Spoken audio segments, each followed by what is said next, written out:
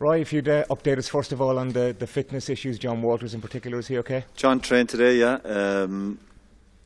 Got through the session, start to finish, and we'll obviously see over the next 24 hours if there's any sort of reaction. But he finished the session, so I'm sure he'll be delighted, and we are to have, I suppose, basically everyone available for selection. So that's great news. How big a risk, though? Are you thinking about the 3 games and hopefully beyond, or are you just making a decision on his fitness on the basis of Sweden? Well, again, we're 10 minutes off the training pitch. I'll be honest with you, I suppose the priority is looking at the game on Monday. But unless there's any sort of reaction from John, that's in the hands of the medical staff. But if he got through training today, and obviously we'll have a light session tomorrow, and we think he's available for the game on Monday, then you'll worry about the other games after it. You're on about the risks involved. There's always a risk players are going to get injured, etc.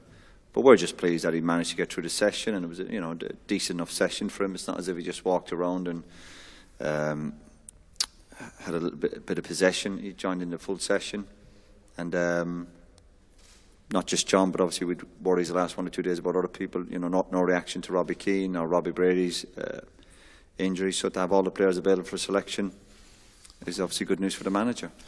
With John Walters in particular, he's been such an important player for us in qualifying. If he's fit, he plays, doesn't he? Well, I always think if you're again, you have to when you speak to the players, you get feedback off the players. If they train 1 or 2 days before a match, you cross that line, then you're fit. Simple as that. Is there a sense? Is there a sense that we should really try and savour this tournament, because as you look forward to maybe World Cup qualifying, it could become more difficult for Ireland to qualify in future? Well, I'm glad you're not getting ahead of yourself. We're just talking about the Sweden match now. You want to talk about the World Cup? No, we're looking forward to it. I think the buzz is there now. The fact the game started last night, it was great to see the opening ceremony and the first game of football. I think we're all looking forward to that. The players, the staff. We are here to enjoy it, but no doubt fantastic for the supporters. The buzz is, you can feel it already, but we're obviously professional people. We have to get results. Enjoy it, yeah, but I'm pretty sure we'll enjoy it a lot more if we get the right results. So I'm certainly not going to talk about our World Cup campaign today. But yeah, you have to enjoy these moments, particularly for the players. And when you look at it, you certainly enjoy it a lot more when you get the right result. So from the staff's point of view and the players, we're just really focused on going out and doing the country proud and put on a good performance, whatever the result, Please God we get a positive result, but certainly put in a really good performance. There's been pluses the last year or two with lads now available, fully fit squad, decent buzzing amongst the squad. And I'll be honest, I think we're all, the last 2 or 3 weeks, we're ready for the game now. Training's well and good, and possession and crossing and finishing and 10v10s, 9v9, 10v8, whatever it might be. You can't beat the real thing. And I think, I'm ready for it, and I'm pretty sure the players are and the manager. The reason I asked that question, though, is that you and the staff have committed yourself now to a further 2 years with the Republic of Ireland. Does that mean that you've set aside your personal ambition to go back to club managing for a little while? Obviously, yeah.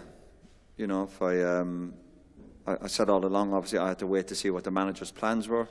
Things fell into place the last few days that he was going to stay on, and he wanted me to be part of it. And didn't really hesitate. And the club's up. I'm 44 years of age. I've plenty of time for that. Yeah, I'm keen to get back into it. When I said short term, I mean in the next few years. I didn't mean the next few weeks. But yeah, we're happy to stay on. Really enjoy the job. Enjoy working with the people I do, whether it be with obviously the manager and the staff and the players and the FAI. It's been really enjoyable, and it's been tough. Obviously, we did a tough old group, tough playoffs. But yeah, happy to be staying on for another couple of years. Would you be concerned, though, in a few years' time you mightn't be seen as young enough, or your teeth mightn't be white enough, or you mightn't have a good enough clipboard? No, I'm pretty confident in what I'm about and what I'm trying to do. And again, working with the Irish senior team, I think it's a pretty good job. Actually, it's a brilliant job. I really enjoy it. And I'm sure that other stuff will fall into place, whether there's going to be offers. I've had offers while I've been in the job, but not enough that has rocked my boat enough for me to leave the Irish job and for us to stay on. Again, I was just waiting to see what the manager was doing. And I've said, I'm sick of saying the same thing. The manager, was he going to stay on? The answer was yeah. Did he want me to stay on? Was the deal good enough? And all these things fell into place. So, yeah, happy to be involved. Thanks, Tony. Patrick? Well, it's a done deal then, the contract. We understand it's agreed, but not quite signed yet. Yeah, but that was the same scenario when we took the jobs. I think we agreed the job.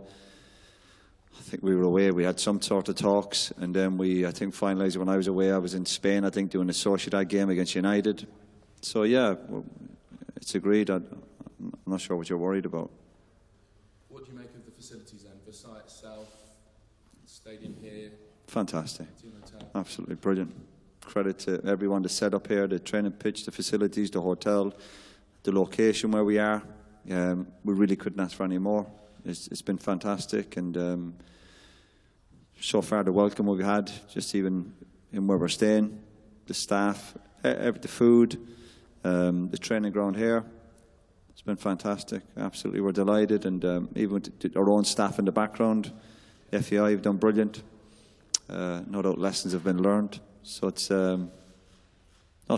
honestly, I'm trying to find something that was wrong. Maybe my bed's a bit too soft, but other than that, it's great. It really is. It's been fantastic, and we're enjoying it. How does it compare to what you experienced as a player? Listen, 94, obviously. how long have you got? No, listen, we're just delighted to be here again. It's great having all these facilities available to the players and whatever it might be. But ultimately, it's what we do on Monday. You know, it's up to the players to take that on board. No distractions, and they all seem in a good place. Obviously, the big question mark now for the players to deal with over the next few hours is, you know, did they make the starting 11? But they've all given themselves a good shout in the last week or two with the training, and now it's the difficult decision for the manager to make. Do the players know yet? Do you and Martin O'Neill know yet? Is there one or two positions you're still looking at, or is it pretty set? Well, you're always obviously looking at training. You're waiting to see if players are going to get fit, if there's going to be a reaction to any sort of injuries. But I think it's well documented. The manager waits as long as possible before he makes a decision, and that suits everybody. Like any manager, any coaching staff, we go back after every training session. We discuss training. We discuss who might be looking sharp, who's done well over the last year or two, games players might have played. All sorts goes into the mix. Type of characters we have, what we think we might need to win the game of football against Sweden. That's just standard procedure in any team selection. But you know, there's players, you know, just I'm sure all chomping at the bit to be in that starting 11, because obviously that's what it's about as well. Thanks, Patrick. Roy, Nathan? Roy, you mentioned after the Belarus game that you were looking for players, maybe you just about made the squad to really put their hands up and start putting pressure on those who might be in the starting 11. Have you got that from the players over the last 10 days? The training's been good, yeah. There's been no problem with the training. I think we've had the balance right. I know people talk about maybe days off yesterday, but resting is part of training. To me, we trained yesterday by resting. That is part of training. And yeah, again, I think certain players have done enough in the last week or so to say to the manager, and that's a player's job anyway, to give the manager headaches. And I warrant a place in the starting 11. Would it be the battle amongst the goalkeepers, obviously the back four, midfield strikers. We've got good options, particularly now with John and Robbie coming through, I suppose, their fitness stouts over the last week or so. And a player's job is to try and give the manager a headache, and a few lads have done that. So it's a good position for the manager to be in. Everyone's available, and whoever starts, we know won't let us down. What have you made of Robbie's presence around the squad since you've been involved? Maybe for him having to go from being an automatic first choice to being someone who maybe has an impact role off the bench, and how he's dealt with that? I think he's dealt with it as well as you would have hoped. I think Robbie's his experience, he's not daft. I think he knew obviously there'd be competition for places. There was been a lot of pressure on Robbie for the last, I suppose, 10 years with Ireland. And the good part for us is that there's other players now just kind of looking to share the load with Robbie with the goals front, particularly Shane Long. He's come to the forefront the last few months. I think Robbie's delighted with that. because it means we're doing well. But Robbie will have a massive role to play. I appreciate it. You probably see the start of training sessions, and no doubt obviously what we do in a match day, but there's lots of other parts of preparing for a game, and that's around the hotel, whether it be team meetings, etc. And Robbie has a huge role to play. And I'm pretty sure if he's in the starting 11 or if it's off the bench, he'll have an impact in the tournament because he knows where the back of the net is. And it's the hardest part of football. We saw that in the game last night. And every day we train or we have games and the games can be close. Robbie is still one of the main guys putting the ball in the back of the net. And, you know, that's a decent habit to have, let me tell you. And we're grateful to have him around. And I think Robbie's is he 34? I think he's a young 34, you know. I don't think he's any intentions of just giving up his starting 11 place without a good fight. For some of the players, Roy, this is probably the biggest game, the biggest occasion of their career. Over the next couple of days, do you intend to draw on your own experiences and give them a little bit? Yeah, you hope so. Yeah, you hope so. But it'll be it won't be necessarily big speeches. It'll just be snippets of information you might give the players. What we do, obviously, this evening, tomorrow. Obviously, the manager's got vast experience, and the other staff members. So yeah, you just hope that you can, as I said, it'll be snippets of information that you're giving the players, whatever it might be, or it'll be the training today, the training tomorrow. Yeah, good question, but it'll just be, as I said, small bits. And yeah, you hope you can pass on your experiences, but then again, the players have to deal with it themselves. And I suppose the big message we try and give to the players: go out and try and enjoy it and give a good performance. And they've not let us down on that front yet. Roy, last week in Cork, you talked about upping the ante after the final squad was released. How impressed have you been with the players' attitude over the past 10 days or so? Well, I suppose I have to say nice things about them, don't I? No, it's been good. And they're a good group. I know people that talk about my so-called criticism of players. That's part of the game. And since I've been in the job, I'm pretty sure 99% of the time I've been with the players, it's been praise and credit I've given them. So I think there's been probably an overreaction to last week, particularly from the media. But I suppose that's part of the game, to grab a headline or whatever. But I certainly enjoy working with the players. Never been an issue. I think whatever we might come up in short on Monday won't be for poor attitude or desire or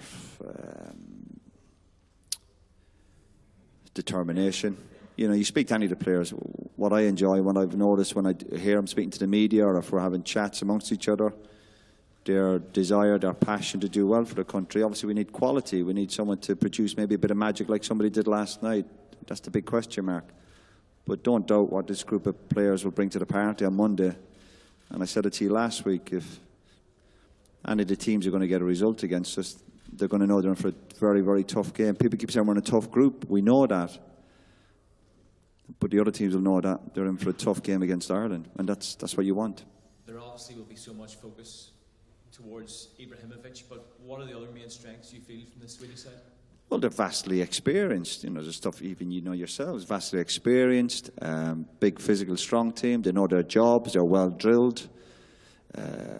Vast experience in their group. Players with lots of caps. Again, we know we're in for a tough game on Monday.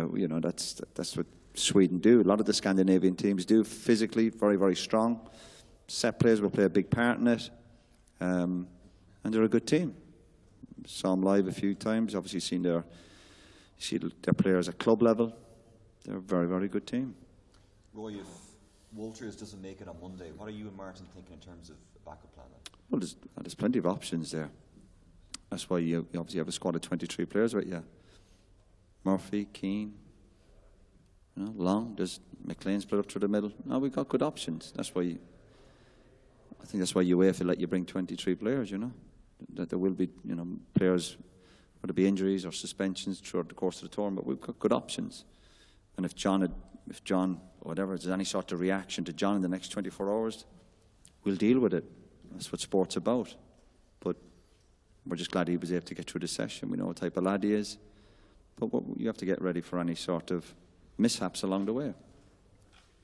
But so far, there's been no news. Again, it's only, 20, 25 minutes after the training session to say there's any sort of reaction. But if there is, you probably find out tomorrow. And just in terms of your future with the FAI? I know you said you'd like to return to club management at some stage, but what if a club came calling within the next 2 years? Is there an agreement with the FAI where you say you can head off? I think what's written in my contract's none of your business. What's your deal? Who do you work with? TV3. TV3. What's your deal with them? What do they pay you? Do they pay you good money? It's none of my business, is it? I can tell you if you want. Go ahead then. Too embarrassed. There you go. If a club did come calling, you would be interested in. Well, we crossed that bridge. Well, that has happened. Recently? Yeah. And what happened? I said no. Premier League club? Or? It's none of your business. How many questions are you going to get today? Roy, has the heightened security around the tournament had any impact on the players of the squad, either psychologically? Truthfully, no. Because the security lads seem really nice people. You know, we're actually having a good chat with them and a good bit of banter. No, it's not really affected me. I know years ago, I suppose there was points where the hotel was free for fans to come in, and maybe that was good for the players to get a feel for that. Obviously, them days are gone. Certainly in this tournament, a lot of security around the hotel, but the safety, obviously, the players and hopefully the staff is obviously paramount. But no, I think the players will still have an opportunity to go out and kind of chill out. But it's just the way it is. But it's not. You know, these are good security guys. They're not in your face. You know what I mean? They're not lying at the end of your bed. You know, it's just around the hotel, and they're very discreet, and that's why you know that they're very good at their jobs. But is it a shame that that's part of the game? No. I think we're so focused on the games that we've not thought too much about it, and can't do much about it. Last question, please, Stephen.